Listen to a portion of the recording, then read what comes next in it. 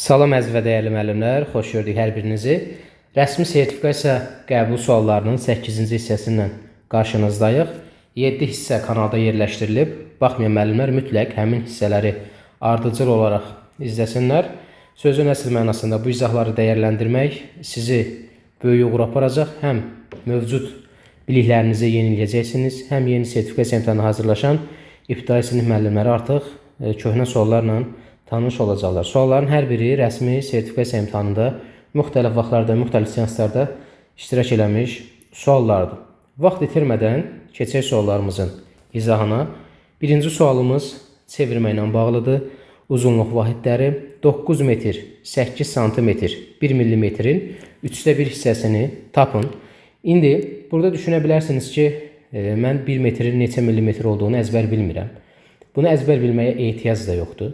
Çətinlik çəkirsinizsə kanalda mütləq bununla bağlı izah var. Uzunluq vahidləri, miq çevirmələr birinci hissə yazın. Hər birini 100% yadda saxlayacaqsınız. Çevirmələri yadda saxlamaq üçün bu sxemi yadda saxlamaq lazımdır. Ardıcıllığı. Metrdən desimetrə keçirik. Desimetrdən santimetrə keçirik. Santimetrdən millimetrə keçirik. Təbii ki, indi burada kilometr də var, amma kilometr burada yoxdur deyə bizim sualda yazmadım. Bunların hər birinin arasında vuraq 10 var, dəyərli müəllimlər. Yəni, siz böyükdən kiçiyə doğru gedəndə verilən vahidin hər birini nəyə vuracaqsınız? 10-a. Məsələn, 1 metrimiz 10 desimetrdir.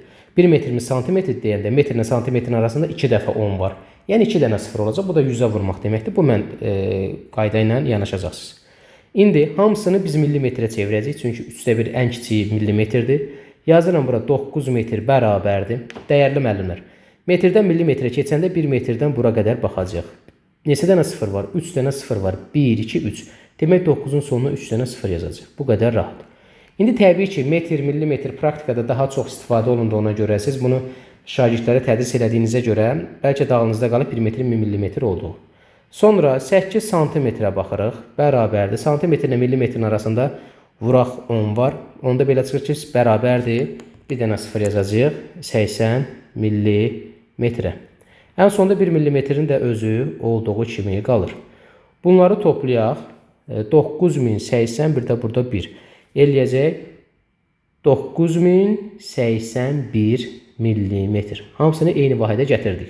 Və bunun da 1/3 hissəsini tapmaq demək 9081-i 3-ə bölüb 1-ə vuracaq. Eləyəcək nə qədər? 3027 millimetr. Doğru cavab elədi. A variantı. Növbəti suala baxırıq. Növbəti sualımız həm MİQ həm də sertifikasiya müəllimlərinin çətinlik çəkdiyi bir sual tipidir. Ədədin onluqlarının sayı təklərinin sayından bu qədər az, yüzlüklərin sayından isə bu qədər çoxdur. A üstə gəlbi cəmini tap. Bizim ədədimiz 86200 neçədirsə, burada deyir onluqların sayı. Əvvəlcə biz burada bu ədəddə onluqların sayı, təşkillərin sayı və yüzlüklərin sayını müəyyənləşdirək. Ədəddə neçə onluq var deyəndə ədədin sonundan və ya ədədin sağından ondakı sıfırların sayı qədər rəqəm silirik. Yüzlük deyəndə yüzdəki sıfırların sayı qədər rəqəm silirik, mində də həmçinin. İndi bu ədəddə neçə onluğumuz olacaq? Bir rəqəm siləcək, qalacaq 8, 6, 2A onluq.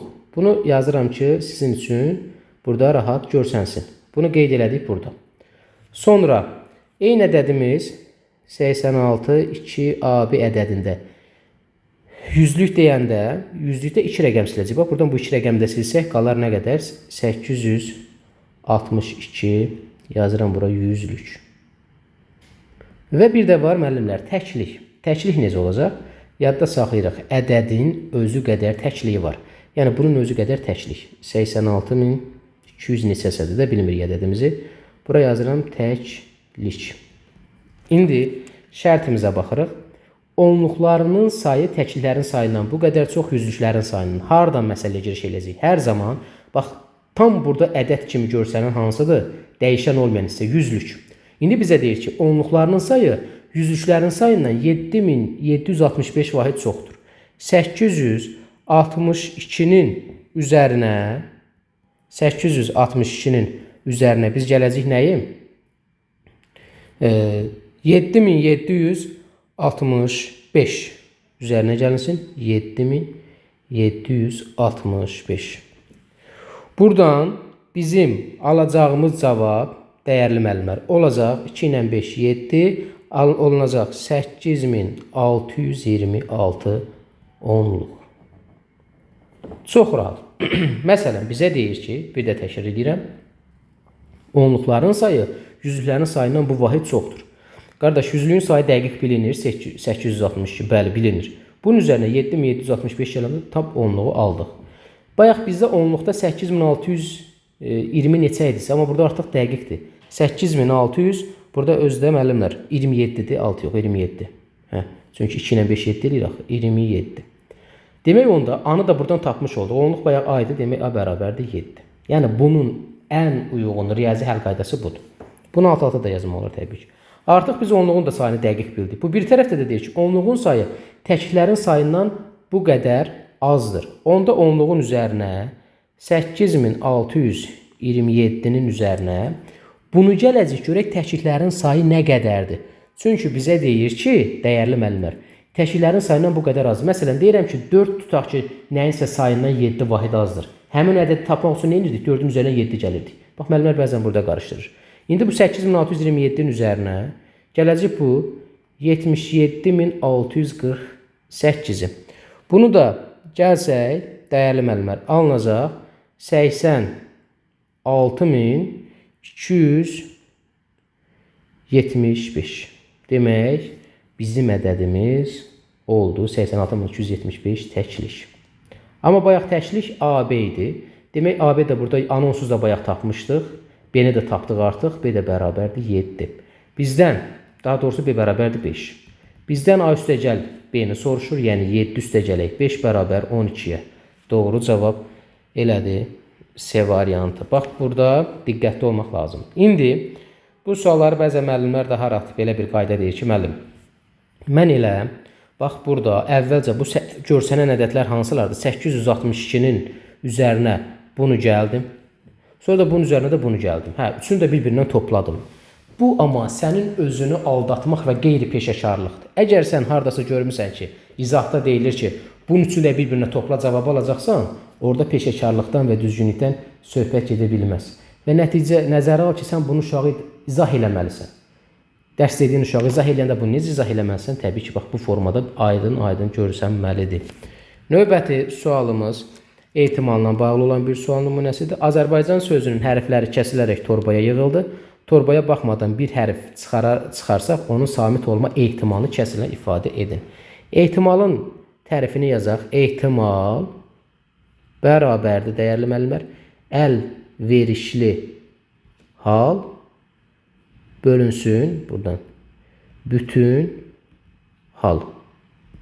İndi əlverişli halımız hansıdır? Bax, yazıram bura. Bütün hallar o deməkdir ki, burada hərflərdən söhbət getdiyinə görə biz Azərbaycan sözünün neçə hərfli olduğuna baxırıq. 1, 2, 3, 4, 5, 6, 7, 8, 9, 10. Demək bizim bütün hallarımız 10 olacaq. İndi samit olma ehtimalını verə bilər, sait olma ehtimalını verə bilər. Əlverişli hallar səndən soruşulandı. Yəni samit olma. Baxaq görək samitlərimiz hansılardır. 1, 2, 3, 4, 5, 6. 6 dənə də samitimiz var. Oldu 10-da 6. Bunu sən ixtisar eləyib 5-də 3 kimi də yaza bilərsən. Amma cavabda eyni anda həm 10-da 6, həm də 5-də 3 ola bilməz. 1 olacaq. Və cavablarda görürük ki, bunu bizə belə deyək, ixtisarla verməyib. Elə birbaşa 10-da 6 cavabımız harda var? B variantında. Növbəti tənliyi həll edin. Tənliyi həll eləmək üçün bəri başdan biz 3-ü də vurub aça bilərik və ya üstəgəl 12-ni bu bir tərəfə keçirdə bilərik. 2 qayda ilə həll elə bilərik. Yazıram bura 3 vurulsun, mötərizədə x-1 bərabərdir. Bu 60 çıxılsın 12 yaza bilərik. Bəli. Üstəgəl 12 bu bir tərəfə keçir və ya bu məhsul toplanan kimi. 60-dan 18-i çıxanda 42 qalır 48, elə birbaşa 48 yazıram. İndi müəllim, mən vurub açmadan da bölə bilərəmmi 48-i? Bölə bilərsən. Bax, müdavimin biri bunu belə yaza bilər. 3x çıxır 3 bərabərdir 48. 3x bərabərdir 51, x də bərabər 17. Neynədir? Vurduq, açdıq. Digər müdavim belə yaza bilər ki, müəllim, mən belə yazdım. x-1 48-i 3-ə böldüm. 16 elədi, x də bərabər 17. Bax, bu bir-birindən fərqli görünsə də, yəni səhv yol deyil. Hamısı nəticə olaraq, prinsip olaraq cavabın 17 almasına xidmət eləyir. Sadəcə diqqətli olmaq lazımdır. Növbəti bərabərsizlik. Burada biz nə edəcəyik? 213 çıxılsın B kiçikdir. Mövcud hesablamanı yerinə yetirəcəyik. 360-ı böləndə 2-yə eləyəcək 180. Əslində bu sadə göründüyü qədər də burada birinci məqam var. Yəqin ki bu testi ibtidai sinif müəllimləri üçün yazanlar bunu nəzərə almayıb. Belə deyək də, dəyişənin qarşısında mənfi olanda orada bərabərsizlik işarəsi əksinə dəyişir. Amma bunlar bu yöndən baxmayıblar da suala. Bunlar sadəcə bir ədəd qoyma prinsipi. 213-dən nə çıxanda 180-dən kiçik eləyər. Məsələn, 33 yazsaq bu 180 eləyər, amma 180 bərabərdir axı. Demək yazıram bura, birinci bunun, yəni bu formada yanaşma qaydası. B-nin ala biləcəyi qiymətlər. Ala biləcəyi qiymətlər. Kiçikdən böyüyə doğru yazsaq, burada məsələn 33 yaza bilmərik. Çünki 180 eləyər. 180-180-dən kiçik deyil axı. 33 eləyə bilməzsə 32 heç eləyə bilməz.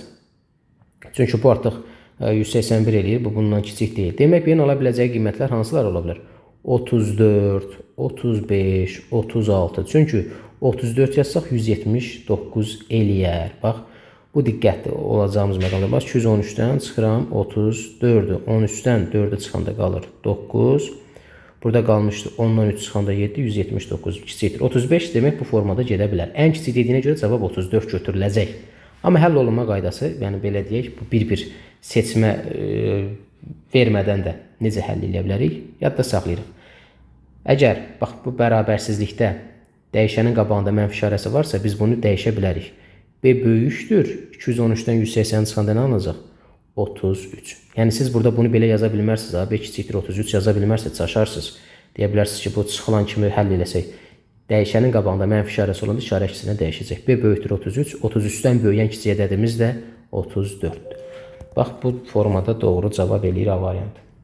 Buyurun müəllimlər, növbəti 8 hissədə sualları, 8-ci hissənin izahını sizlərə təqdim elədim. Mütləq şəkildə diqqətli olun suallardan. Yeni endirimli onlayn qruplarımız haqqında həm sertifikası bax bu nömrə ilə əlaqə saxlaya bilərsiniz. Dərslərimiz bir həftəyə başlayacaq. Sağ olun dəyərli müəllimlər. Növbəti izahda görüşərik. Hələlik.